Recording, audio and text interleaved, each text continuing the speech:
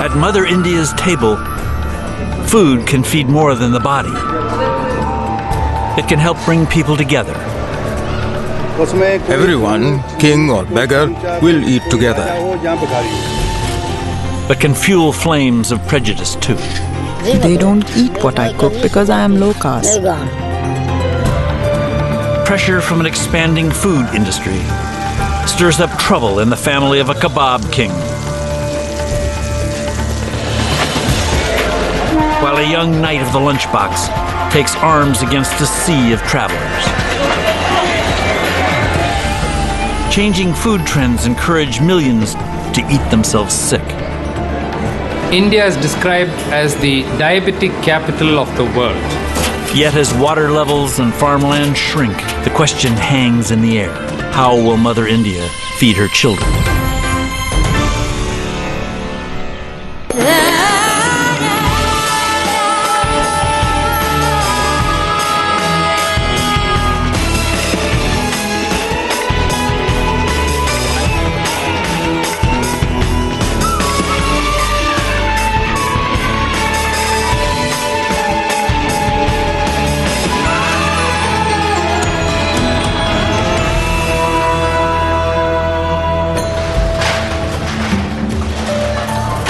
God's own restaurant never closes. And the food's always free.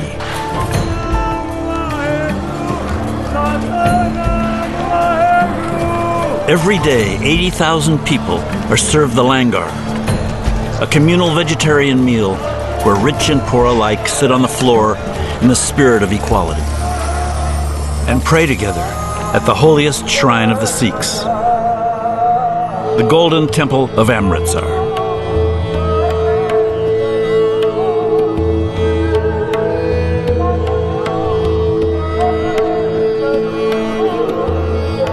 Sikhism, founded in the Punjab in the 15th century, rejects the caste system, encouraging instead shared rituals, such as preparing simple food to be eaten communally, so preserving traditional values of humility and hospitality. The importance of langar is that there is no caste. Everyone, king or beggar, will eat together. The food is cooked together. If it is served on the ground, then everyone will sit and eat together. Raghbir Singh Gill is a wealthy landowner and farmer, and leader of over 20,000 villagers. But today, he's here to serve.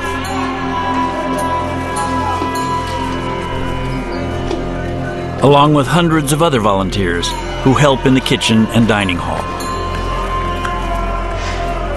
Honoring God by donating their time and work.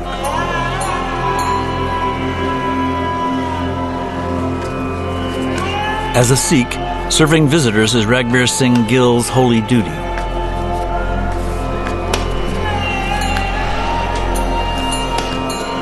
As a farmer in the Punjab, feeding the nation is his job. With its fertile fields, the Punjab is the breadbasket of India. On a mere 1.5% of the country's territory, farmers grow 60% of its wheat and 40% of its rice. Most of Mr. Gill's children are scattered around the world, 2 settled in Canada, another 2 in Britain. He tends to think globally.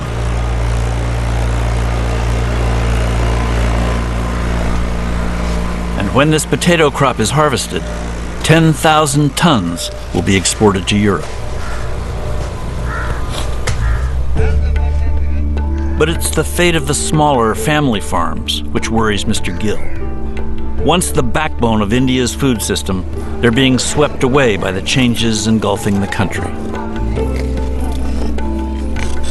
Today, it's grow big or go under.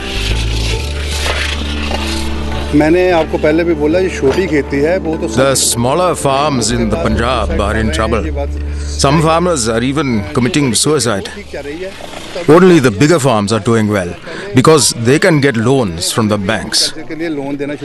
Then you can buy a tractor and everything becomes easier. But the small farms are not in good shape.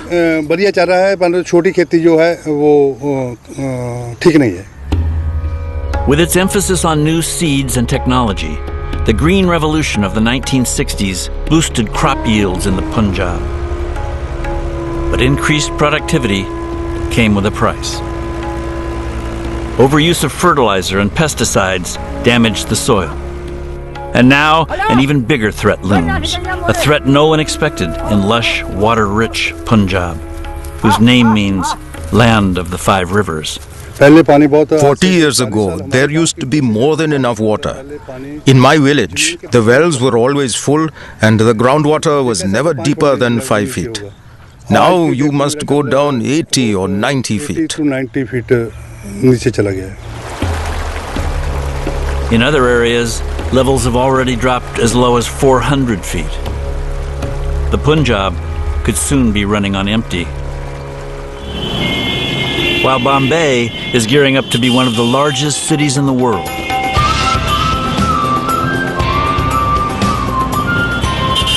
Now officially called Mumbai, it's the commercial heart of the country and home to 13 million people.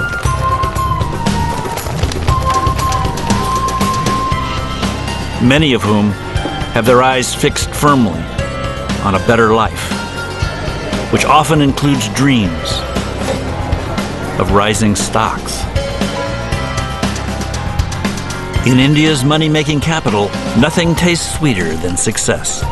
But success is a dish for which the ingredients can change, depending on who's doing the tasting.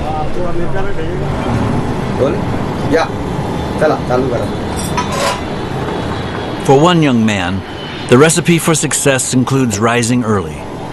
A simple breakfast of milky tea and chapatis surrounded by family. And the decision to follow in the footsteps of his 60-year-old father, a dabbawala. I used to work in a diamond company, but I quit the job there to become a dabbawala like my father.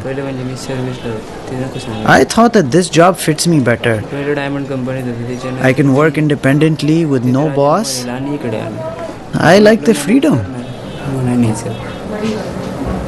The word dabba means lunchbox. Wala means worker. And though many dabbawalas are illiterate, their margin of error in delivering lunches across the city, on time and to the right address, is astoundingly low.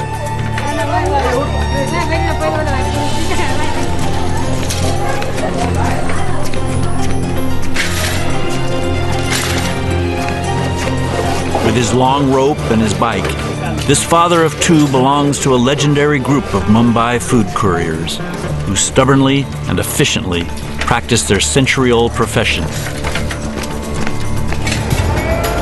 while the city around them races towards the future.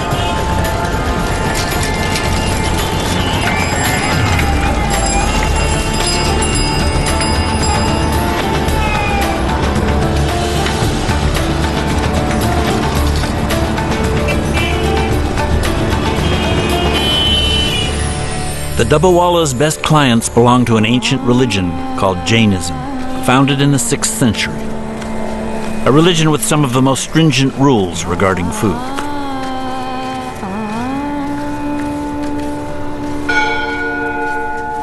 There are over 4 million Jains in India, and their central doctrine stresses do no harm to living creatures. We believe in non-violence and compassion towards all living beings. Even microorganisms, we are compassionate towards them. So anything grown underground also, Jains don't eat. Suppose a potato, if it is grown, if you take the potato, you'll have microorganisms in it. So we believe in minimal destruction of life. So that life we want to save. After her husband, a tax lawyer, leaves for work, Mrs. Parikh gets started on hers, cooking his lunch. which usually consists of 4 vegetarian courses, excluding potatoes, onions, carrots, and garlic. Yet her culinary creativity seems undimmed. You have grains, you have fruits, you have vegetables, you have milk and milk products, all those things.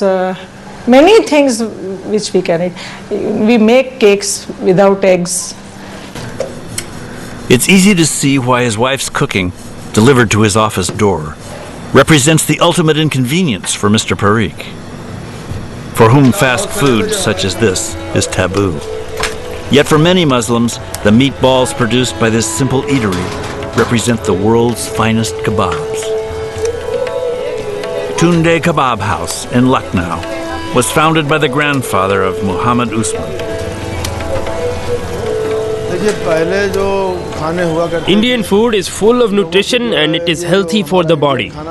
For instance, one of the Nawabs, Wajid Ali Shah, had 360 wives. And what made his body strong was the food. Foreign food cannot give you strength like Indian food does, if it is cooked properly.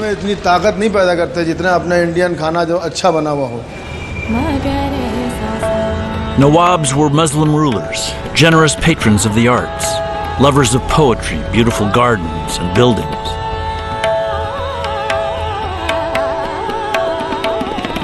Lucknow, one of their residences, is today the capital of Uttar Pradesh, India's most populous state. The same exquisite attention paid to architecture was also devoted to food. And it was from a cook at a Nawab's court more than 100 years ago that Mr. Usman's grandfather acquired the secret recipe for kebabs, a recipe his family has guarded jealously ever since.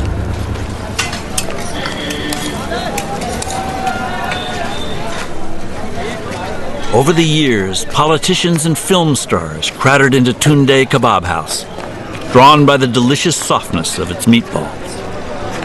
A melt-in-the-mouth texture, no doubt first designed for hungry Nawabs, who despite their worldly gains, had lost many of their teeth. Mr. Usman, of course, still has all his teeth, and lately, he's been grinding them more than usual. Even opening 50 restaurants is meaningless if you can't maintain the quality.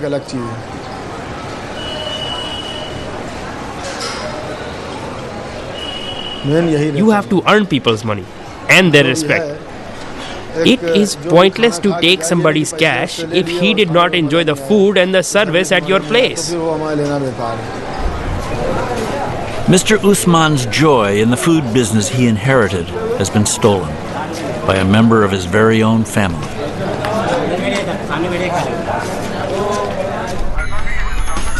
Across India, the juggernaut of commerce rolls relentlessly on.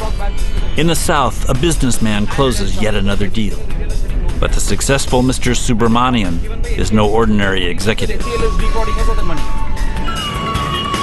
From his home in Chennai, once known as Madras, he runs the country's biggest supermarket chain. It's called Subiksha, Sanskrit for giver of good things in life. And it may be the only major company whose headquarters occupy a humble 2-story building in a residential area. His mantra echoes every successful retailer's from Walmart down. Cut costs, keep it simple, and talk fast. Very fast.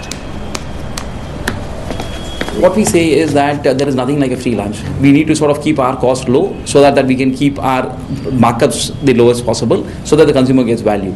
Anything that we do which makes life fancy for us is very great, but that's not necessarily something that adds value to the consumer. So if it's not adding value to the consumer, we don't want to do it. His workplace evokes the sleepy charm of a family-run business, but it's head office for one of the largest retailers in India, with over 1,000 stores, 20,000 employees nationwide, and a multi-billion-dollar market.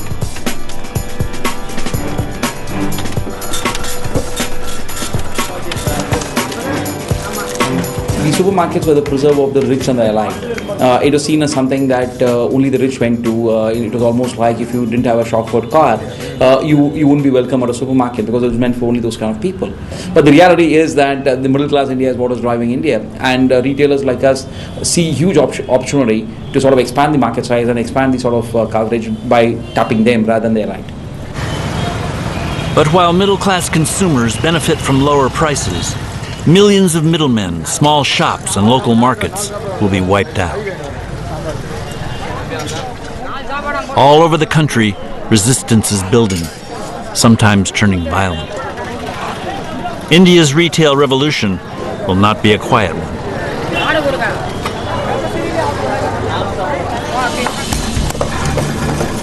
Today, many Indians are eating better than ever before.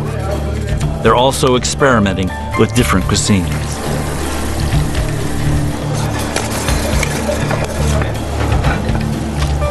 While millions of their fellow citizens survive on little more than rice, wheat, and lentils, a swelling middle class expands alarmingly around its middle.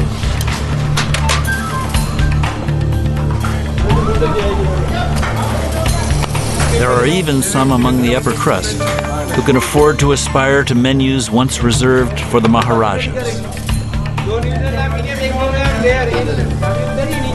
Although today, even the most ravenous appetites might slacken after 10 courses, it's a far cry from the good old days, when a princely meal averaged close to 60 culinary masterpieces, sometimes more.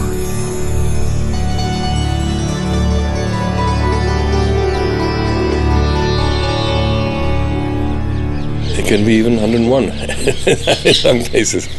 But this is what I think what people would imagine, and I think sometimes when the Maharaja traveled to one of the bigger landlord's homes or something, in order to impress him, he would produce 50 different dishes at a time. Should Maharaja Gaj Singh II ever wish to impress, he need only open the palace built by his grandfather in Jodhpur, Rajasthan, which has been converted into a hotel with a breathtaking circular lobby. As a child of 4, the Maharaja succeeded to the throne after his father's death in a plane crash. In 1971, when the government stripped the regional princes of their privileges and taxpayer-supplied purses, Gaj Singh was forced to reinvent himself as a promoter of tourism, successfully turning his family's properties into heritage hotels.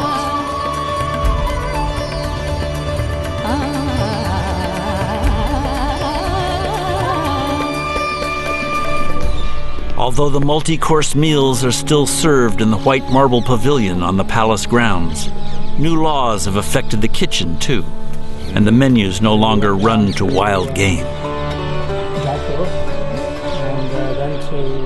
But that's now, of course, out of the window, because there is no more hunting, and the conservation and preservation laws are there. But some of the recipes continue, and they're adapted, and they can be converted to what is available now, domestically produced, say whether quail or duck. But none of these changes can eclipse the splendor of Rajasthan's past.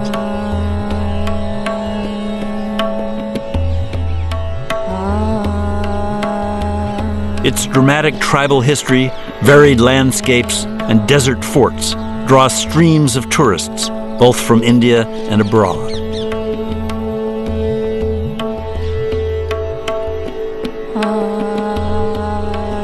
Most of its monuments testify to unrest and war. Change, when it comes to India, often seems accompanied by violence. Today, the potential threat posed by the explosive gap between the rich and poor concerns the Maharaja. Well, I think it's change is inevitable, and a new affluence is also welcome. I think there are some dangers in the fact that it is not even. There's an upper layer that is getting richer faster. While many on the upper and even middle layer can afford to eat whatever and whenever they please. Millions of India's infants are underweight at birth.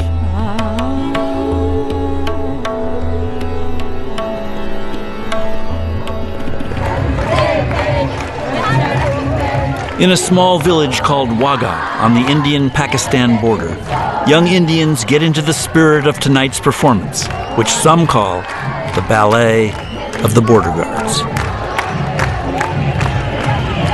Behind the fence lies the other half of Wagah, but it's in Pakistan.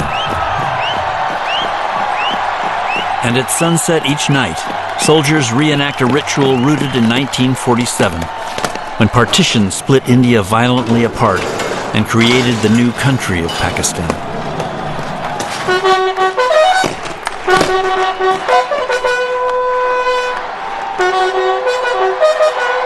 To the cheers and chants of the crowds, the flags of both countries are lowered. The guards wearing khaki are Indian. Those in dark green, Pakistani. And the choreographed stomping begins.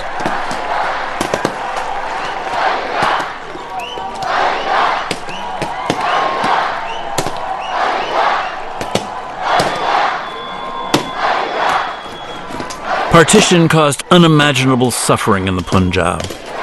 Millions fled to other parts of the country and abroad.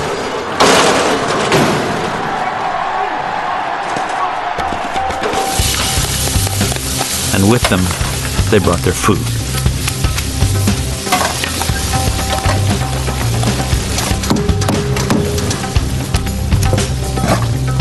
From tandoori chicken to chicken tikka, from naan to palak paneer, much of what's considered Indian food by the rest of the world is in fact Punjabi fare.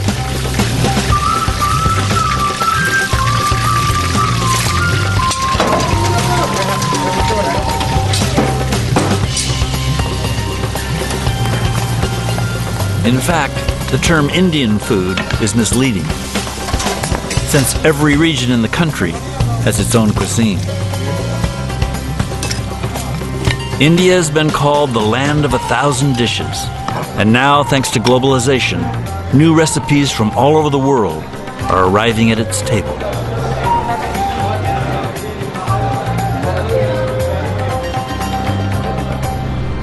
Back in his hometown in the Jalandhar district of Punjab, Mr. Gill meets his cousin for lunch. The enterprising Jaswinder is also a potato farmer and has acquired the franchise for the latest addition to the city's fast food scene.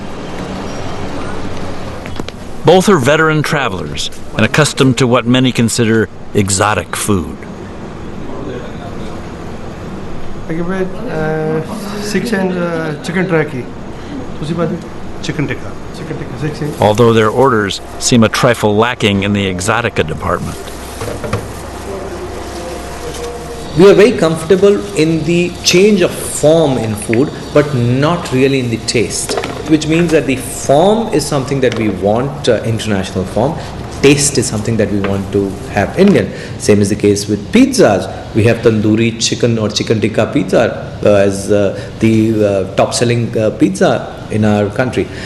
We want to believe that we are eating authentic Italian, but in an Indian taste.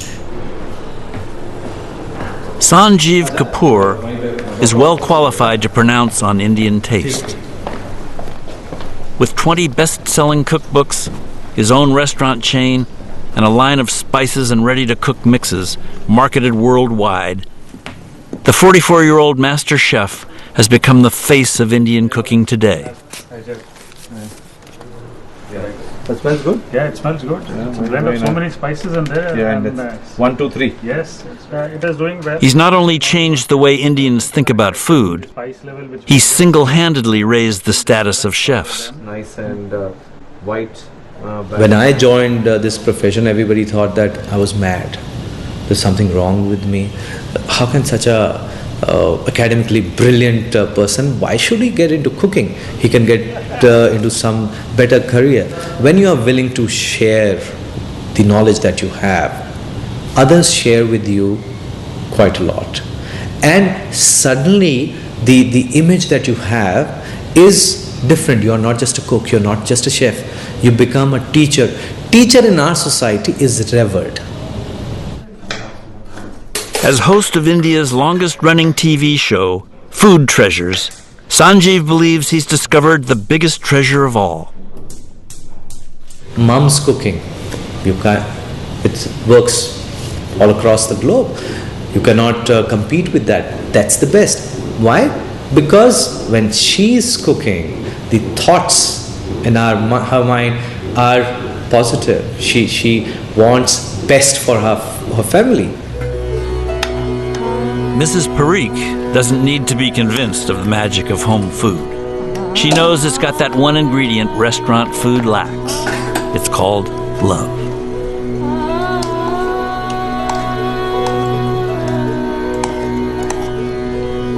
Definitely.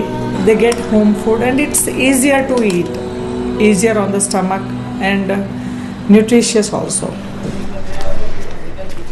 Qualities like these keep Bombay's Dabbawala's in business, despite the growing number of restaurants, catering services, and fast food chains. By now, Mangesh has collected most of his 40 dabbas or lunchboxes, and even some for his colleagues. Each client pays him a monthly fee of 300 rupees.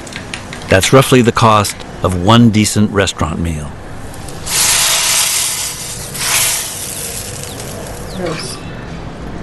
His service includes delivery 6 days a week. It also includes retracing his 20-kilometer trek in the afternoon to pick up the empty dabbas and return them to his clients' kitchens. Punctuality is crucial. A clockwork-like efficiency rules. At 10:30 precisely, he reaches the Parikh's house.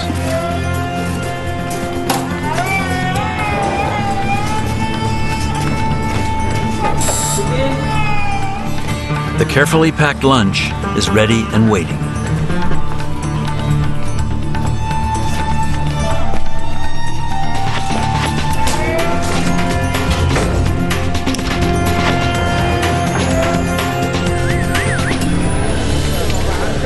Well before 11, he's at the train station for the 11:08 train.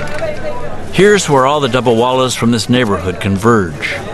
Packages picked up for others are exchanged here. And this is where Mangesh's rope comes in handy.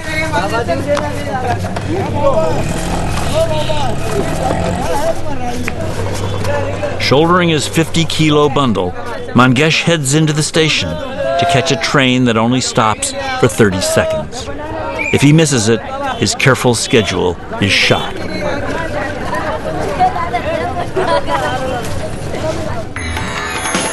Further south in Chennai, Mr. Subramanian is still working the phone, determined to keep Subiksha ahead of the supermarket pack. So, how do we help Kashi manage and monitor this piece? Competition has escalated as recognition of the consumer potential of India's new middle class spreads. It's still only the opening act of a drama dealing with this country's retail revolution, but it could turn into an epic.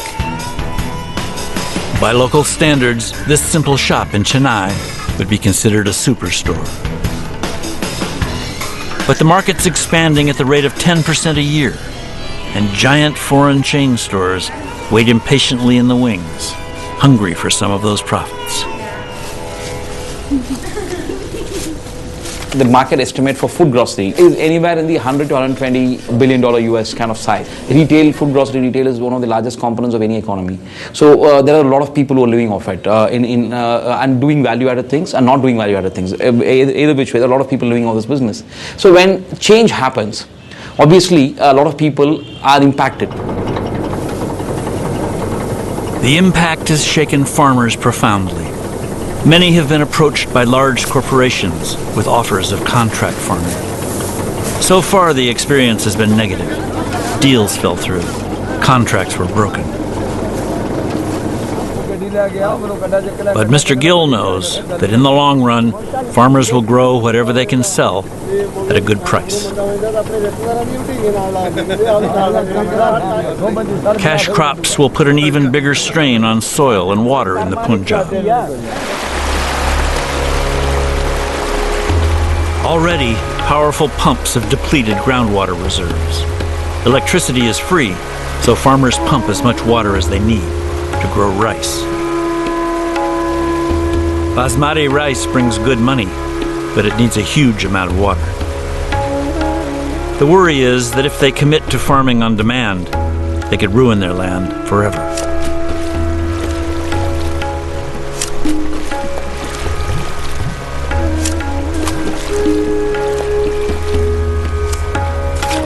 And if that happens, if India's fertile breadbasket turns barren, who will help Mother India feed her children? It is indeed a big worry. It seems like the Punjab will turn into a barren place like Rajasthan. If we continue like this, our land will become a desert. Almost everywhere in India, rapid development is altering the landscape and the lives of her 600 million farmers. In Iran, outside Mumbai, huge container depots clutter the horizon. Where green fields once grew, cranes, storage units, and factories have sprouted.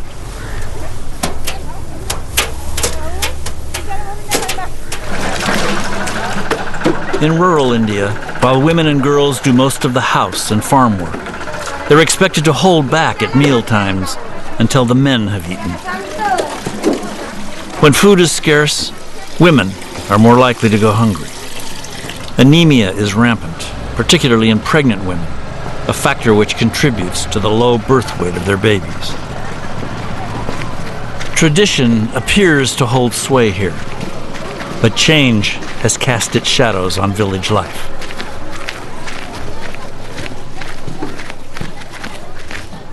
This land has been designated a special economic zone. The government sees these areas as powerhouses of progress, but the critics have a different view. Now SEZ is a demarcated area which will be treated as foreign territory. No laws of this country will be applicable there. There will be even no democracy. A development commissioner will look after the area. So no democracy, and there they will have their own kingdom. Whether he is a foreigner or a capitalist from foreign or from our country, he will be sovereign. Only a few years ago, these two men were on opposite sides of the law. Justice Tulsi Patil is now a retired High Court judge. Activist Vilas Sonawani once led a band of armed Marxist guerrillas. Together, they now spearhead the resistance against the 700 special economic zones the government plans to build, mostly on farmland. In Iran alone, 45 villages are earmarked for destruction to make way for call centers, software companies, houses, even a golf course. The farmers have been offered compensation, but very few have accepted it.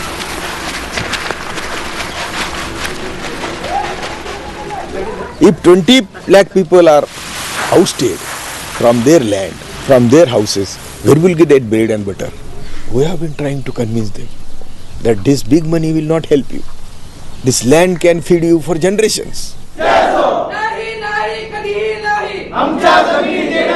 We'll never give up our land, swear the farmers at their meeting in the village hall. They're hoping the Supreme Court will halt the plans. Their leader evokes the memory of an inspiring example. Mahatma Gandhi, he reminds them, conquered a whole kingdom without violence. Together, we can beat both politicians and business people. But chances are slim that change will spare their paddy fields. The one gleam of hope is higher compensation. In Mumbai's only executive office equipped with a state-of-the-art kitchen, Sanjeev Kapoor is training aspiring chefs to cook spicy Kolhapur chicken an all-time favorite. Or use a sharp knife. Yeah, always use. Okay. That looks fantastic. Recently, the celebrity chef launched his own food channel on TV. Where would you find Paradoxically, this new channel, along with his best-selling books, are seen as signs that cooking in India is in decline. Yet another victim of change. in Kolhapur? They can eat hot food. But this is not. At heart, Indian women wants to cook. She wants to express her talent through cooking. She wants to please her husband, kids, parents, mother-in-law, father-in-law, relatives, friends. They want to always cook, but they don't get the time. Books come in very handy. They buy those books in a hope that we would cook one day. It works well for authors like me. We are not complaining. Back at the station, Mangesh, our knight of the lunchbox, prepares to lay siege to the oncoming train. Vying with the countless hordes who've already staked their claim to a foothold. Packed when it arrives, the train seems like a moving fortress of bodies. Gaining access is not for the faint of heart.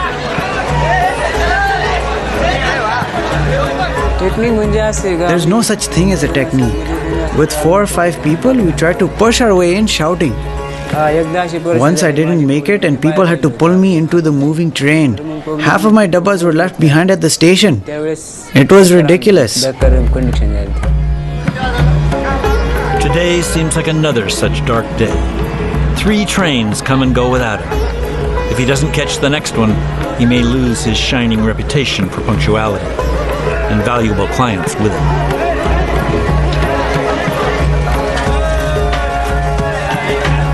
For the lucky ones, not weighed down by 40 lunchboxes, hanging out is the coolest way to go. But it's hell on wheels for Mangesh and his friends, as every stop on that 45-minute ride ramps up the sense of suffocating confinement.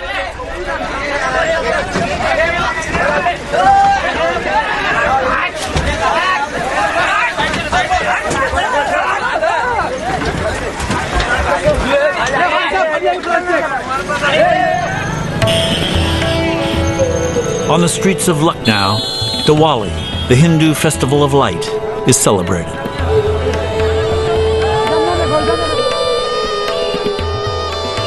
And what would a celebration be without indulging in India's greatest passion, incredibly sweet sweets?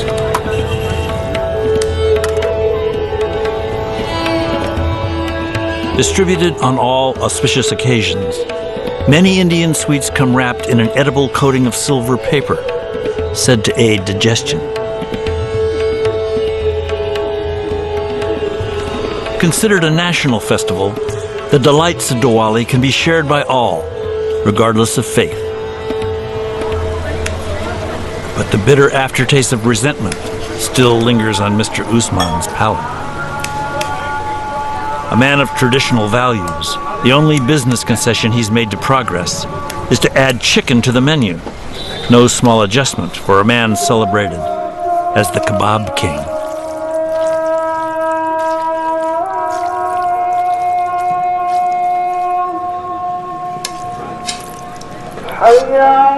What he finds difficult to accept is having to watch helplessly as the good name of Tunde Kebab is dragged through the mud of modernity. It's happening here, in Lucknow's sleek new mall, catering to the young and affluent fast food generation. His own nephew, who once worked beside him in the legendary business, is now exploiting the family name. Mr. Usman feels inexpressibly betrayed.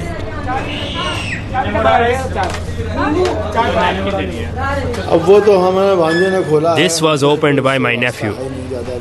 He used to work here, but now I don't talk to him anymore. I have no idea what he is doing over there. But by the grace of God, the quality is here, not there. And if I ever decided to expand, I would make sure to maintain the same quality that we provide here.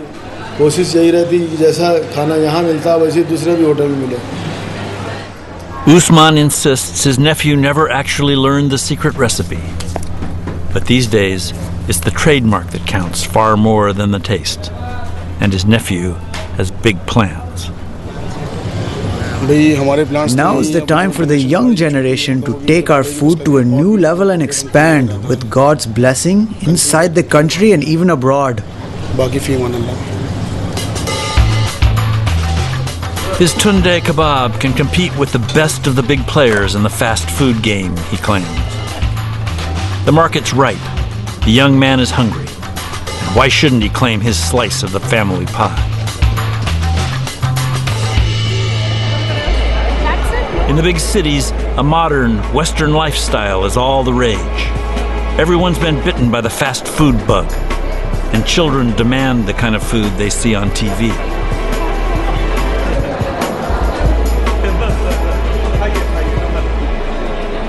I love junk food very much, like pizza, cheeseburger, burger, and Pepsi, Coke, like that. Due to that, I got diabetes earlier. Since past 2 years, I have diabetes. He's only 16, but Linkesh's health is already in jeopardy. The blame can't all be laid at junk food's door. More likely, a toxic blend of too much fast food, too little exercise, and a surplus of stress at school.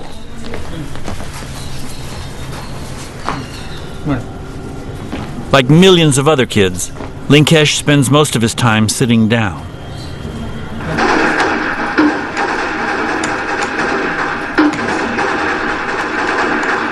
If it's not computer games, it's his studies keeping him busy from 5 a.m. until well after 8 at night, with no time left for physical activity.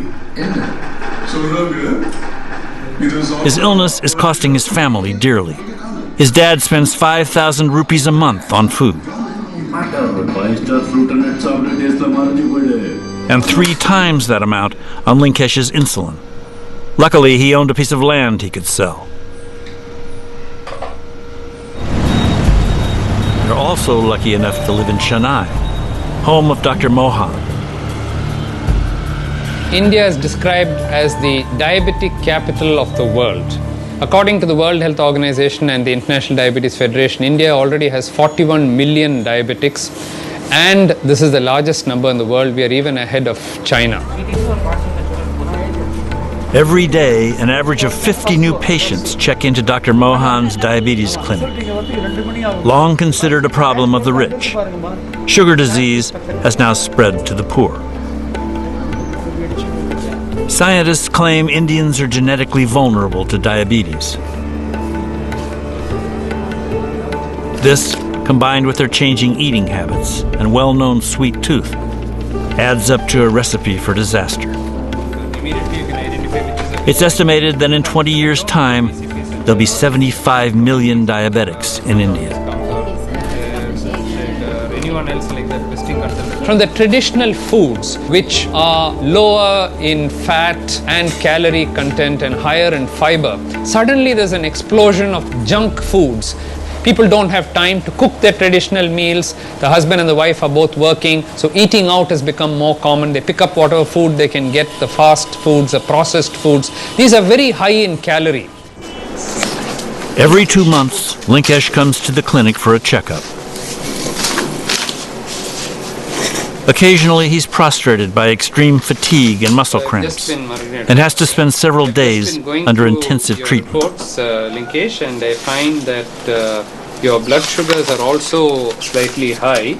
Dr. Mohan can treat, encourage, and educate his patients, but diabetes is a disease that can only be controlled. Yes.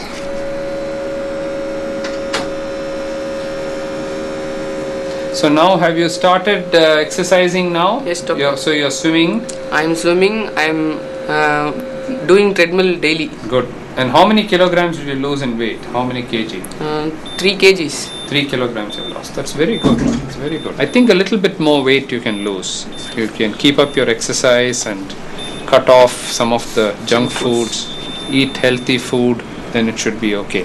Your blood pressure is slightly high. How old are you? You're 16, Yes, isn't sir. it? In a country where malnutrition has been there for years, when somebody puts on weight, it's considered a good sign. Oh, we have a nice chubby fat child. Not realizing that we are quickly escalating from one end malnutrition to the other end obesity within a period of 5 to 10 years. And this is happening very rapidly. If you go to the affluent schools, 30% of the school children are already obese. Yet over 30% of the world's chronically malnourished children live in India. And the memory of devastating famines in the past has never quite been erased. In recent years, the midday meal scheme has provided children with lunch free of cost at all government schools.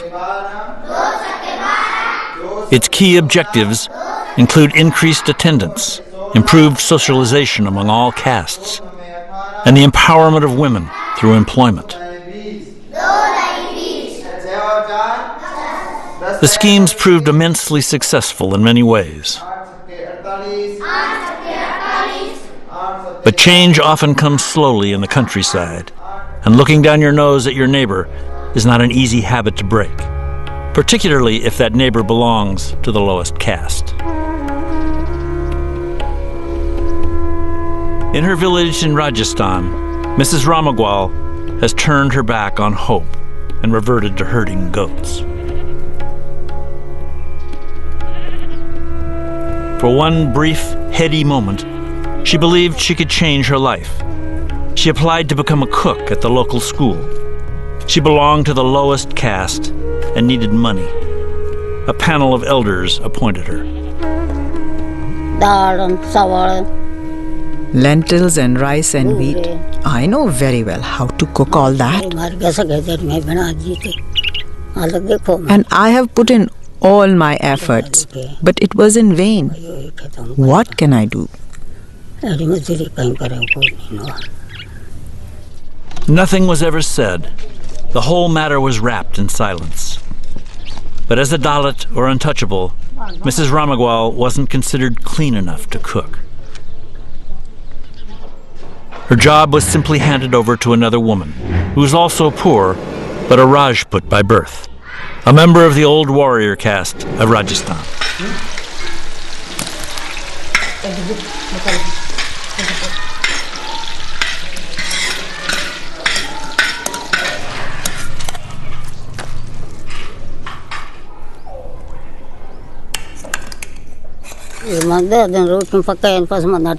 In class, there are children of several castes, and some children, the ones from higher castes, would not touch the food I prepared. Now that it's over, what can I do?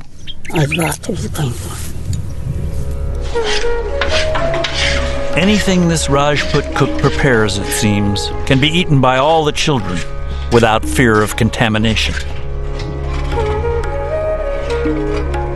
But some still bring their own dabas from home, just to be on the safe side.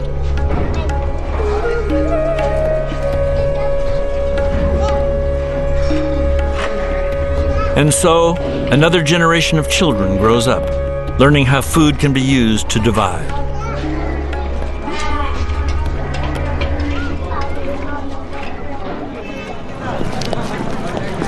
In Lucknow, the spirit of Diwali has finally lightened Mr. Usman's mood. Resolved to encourage unity through food, the Muslim kebab king calls on his Hindu neighbor, bearing a box of traditional sweets.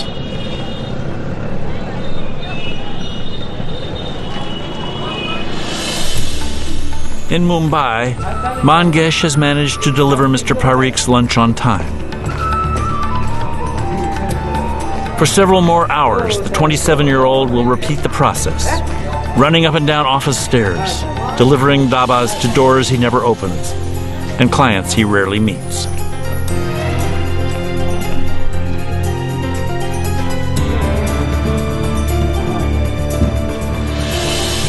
Meanwhile, our hungry tax lawyer, Mr. Parikh, grows even hungrier as he finds today's dhaba unusually hard to open.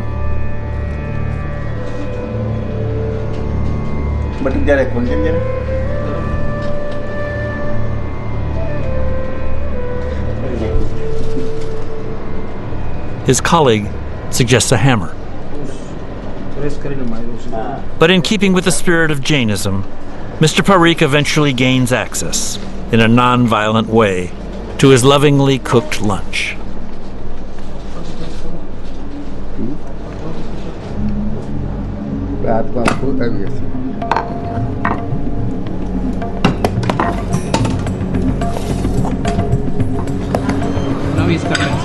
In the cafeteria in Chennai, Dr. Mohan enjoys a traditional South Indian meal.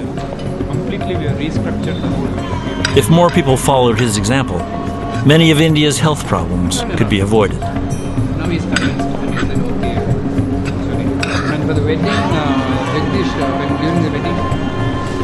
As for supermarket manager Mr. Subramaniam, it's no surprise to find he's too busy to stop for lunch, organizing yet another store opening.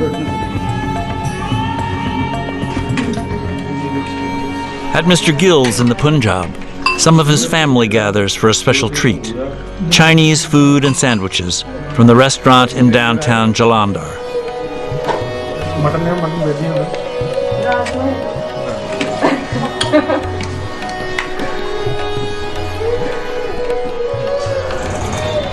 In Mumbai, Mrs. Parikh takes her son and daughter to an upscale new restaurant, targeting the city's affluent Jain community. Here they can indulge in pizza without onions, Swiss cheese fondue, and Mexican salsa without garlic.